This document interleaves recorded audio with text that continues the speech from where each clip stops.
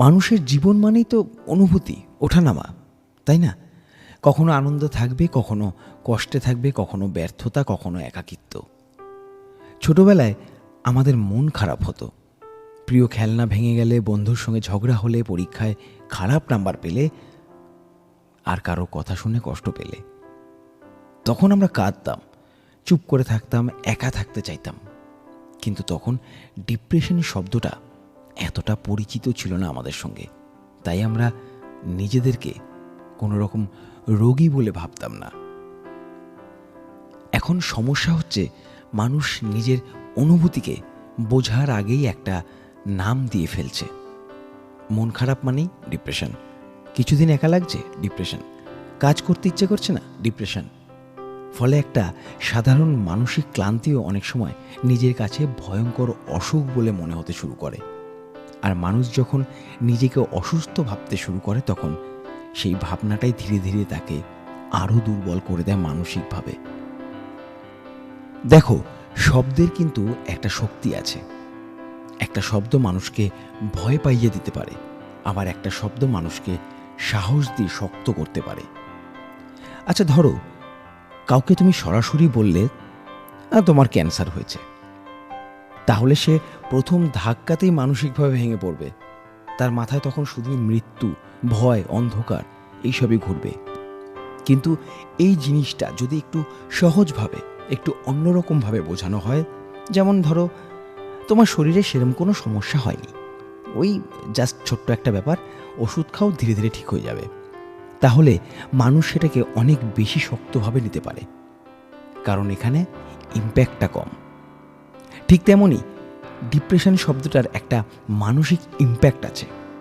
শব্দটা জানার পর অনেকেই নিজের প্রতিটা কষ্টকে সেই নামের ভেতরে ফেলে দিতে শুরু করে, আর ধীরে ধীরে সে বিশ্বাস করতে শুরু করে যে সে ভীষণ অসুস্থ, সে আর স্বাভাবিক নেই বাকিদের মতন।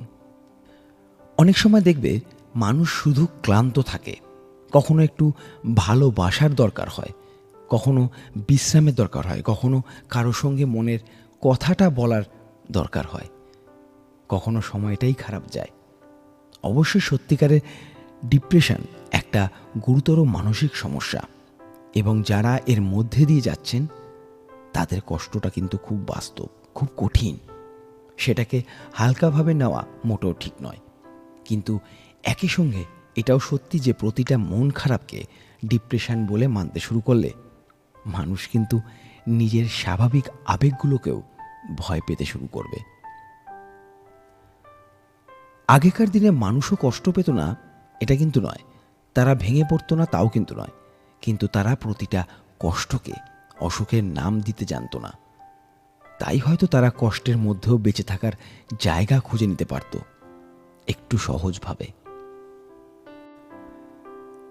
আজকের সময় আমরা অনুভূতির চেয়ে শব্দটাকে বেশি বিশ্বাস করি। নিজের মনের অবস্থা বোঝার আগেই ফাটাফাট গিয়ে গুগলে সার্চ করছি, ইউটিউবে ভিডিও দেখছি, নাম সার্চ করছি, আর সেই নামগুলো অনেক সময় আমাদের মনে এমন একটা ভয় তৈরি করে দেয় যেটা আসল সমস্যার থেকেও অনেকটা বড় হয়ে যায়।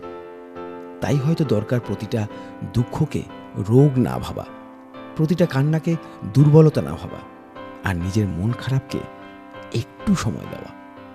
কারণ মানুষ কিন্তু মেশিন নয়, সবসময় ভালো থাকা মানুষের সম্ভব নয়। কখনো ভেঙে পড়া, কখনো চুপ হয়ে যাওয়া, কখনো একা লাগা, এগুলোকে মানুষের অংশ বলেই ধরা হয়। অবশেষে একটা কথাই বলবো, শব্দ আমাদের ভাবনাকে প্রভাবিত করে, এটা ঠিক, কিন্তু শুধুমাত্র শব্দ জানার জন্য কেউ যদি অসুস্থ হয়ে যায় সেটা কিন্তু ঠিক নয়। যদি কারো দীর্ঘদিন ধরে গভীর কষ্ট, হতাশা বা স্বাভাবিক জীবন চালাতে সমস্যা হয়, তাহলে বিশ্বস্ত বড়দের সঙ্গে কথা বলা দরকার, অথবা মানসিক স্বাস্থ্য বিশেষজ্ঞের সাহায্য নেওয়াটা খুব গুরুত্বপূর্ণ। ভালো লাগলো কথাগুলো? যদি কথাগুলো তোমাদের এতটুকু উপকার লাগে তাহলে অবশ্যই আমার এই ভিডিওটা একটা লাইক দিয়ে যেও, আর এরকম আরও ভালো ভালো ভিডিও পেতে আমাদের পেজটাকে ফলো করে সঙ্গে রেখো।